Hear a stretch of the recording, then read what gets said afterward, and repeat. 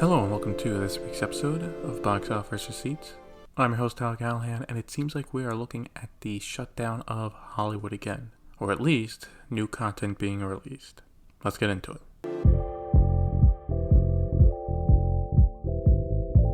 So after Disney moved a lot of their movies back last week, the focus for November was No Time to Die and Soul. Well, MGM and Universal decided to move back Bond as well until next April, like Black Widow, premiering 1 year after it was supposed to come out.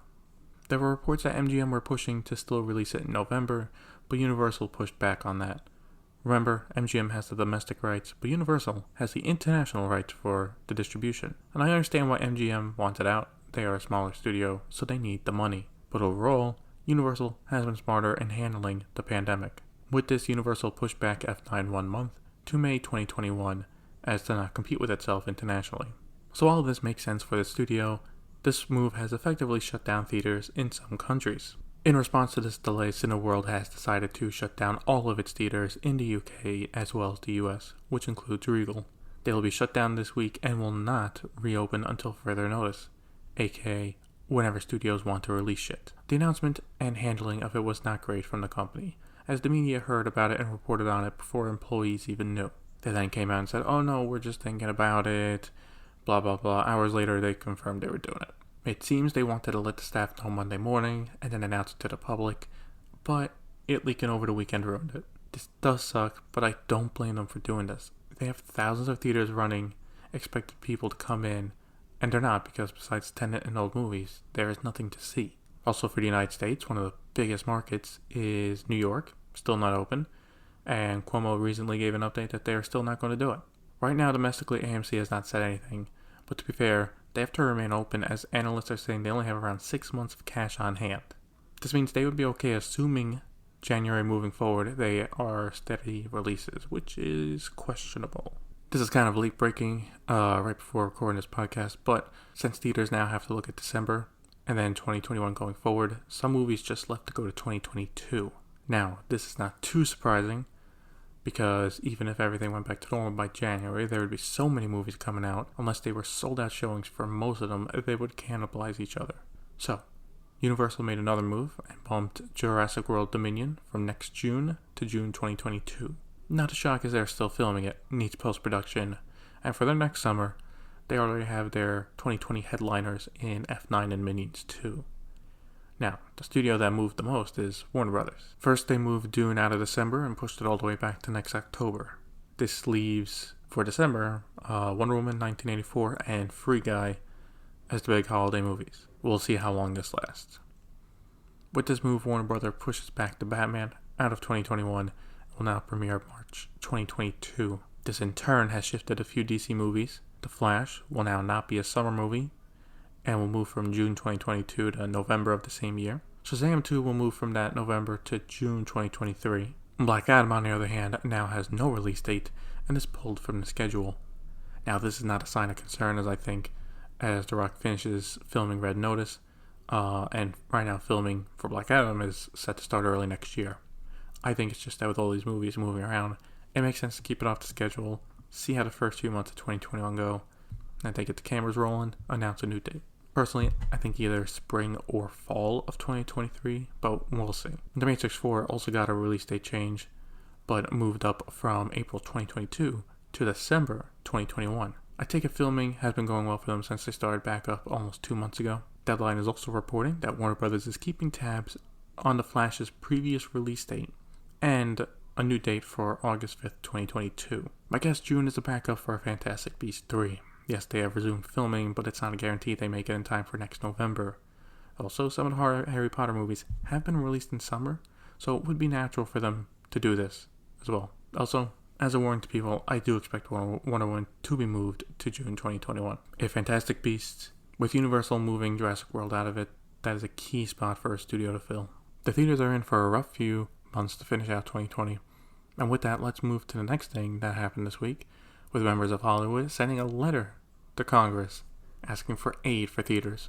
This includes Directors Guild of America, Motion Picture Association, of course, the National Association of Theater Owners, Now, with President Trump recently saying there will not be a stimulus deal before the election unless a special bill is written up for them, the theaters will not be getting any money, most likely until January, which, since studios keep pushing back movies, will be hard to stay afloat. Do notice studios have not come out in support of theaters, which is a good PR move on their part, since they are not doing anything to keep what makes them billions of dollars open. I know I've been beating on this drum for a few weeks now, but I'm just disappointed in the studios. They should have accepted movies would not make as much right now, but theaters need to be opening so they can make more later. Before I move on to other topics, we need to talk about Universal, because studios doing all these pushbacks have actually moved Universal into a position to get better deals from theaters.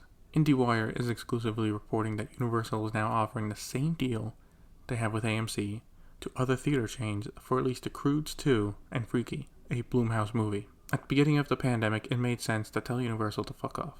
But now that is the only studio offering movies and seem committed to release dates. Now, IndieWire does not say if any theaters have taken it, but I suspect smaller chains will take the offer and see what happens. You have to if you want to stay afloat. Looking at November, if a theater says yes, then they get Soul from Disney, The Croods from Universal, and in December you get Freaky, Free Guy, and maybe Wonder Woman. It's a slow start, but it's more steady than just 10 and 24/7. I think this is also in part why Cineworld shut down for now. For them, I think they'll just wait it out till December, see what happens, and if they have the cash, then yeah, they should.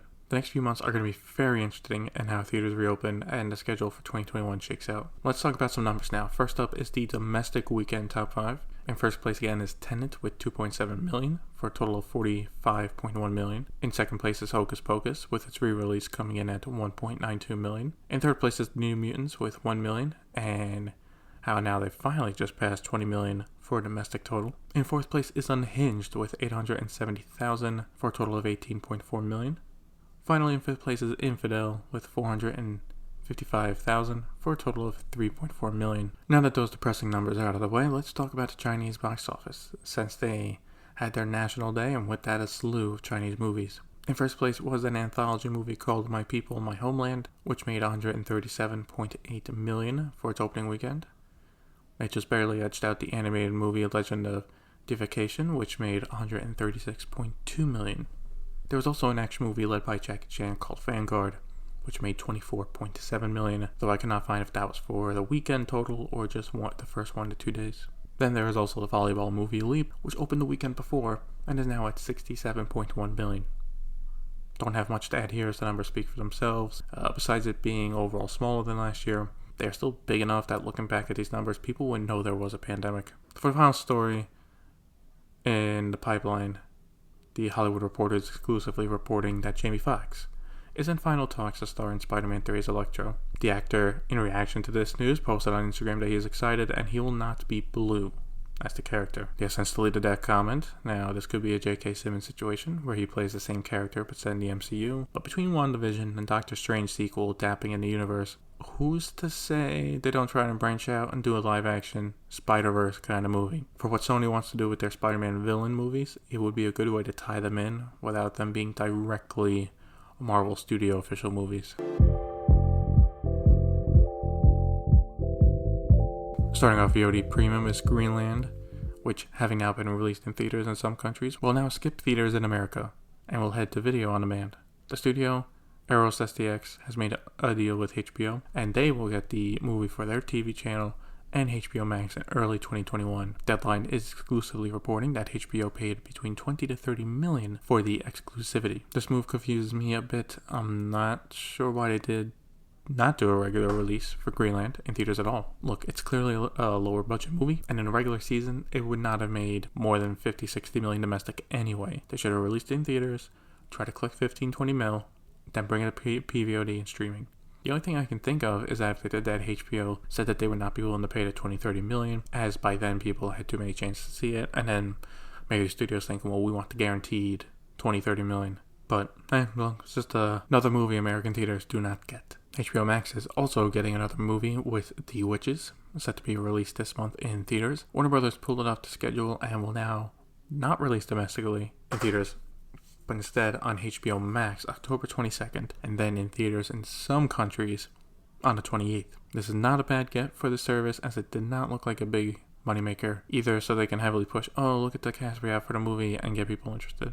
Finally, Amazon Studios bought another movie with John Cena and Idris Elba set to star, called Head of State, stars both actors, and what Deadline is calling Air Force One meets Hobbs and Shaw. The package deal includes the stars, screenwriter Harrison Curry, and the Safran Company producing. Right now, there is no confirmed director for the project and when the cameras would get rolling. I'd say this was a great get for Amazon. Their big movies have not really been action focused, but I would assume they see the data of how popular their show Jack Ryan is, for example, and they want something bigger. This would definitely do the trick, but since there is no director yet, it's going to be a bit of a wait. And that'll be it for this longer episode of Box Office Receipts. Question this week is really simple. What do you think about theaters closing back down?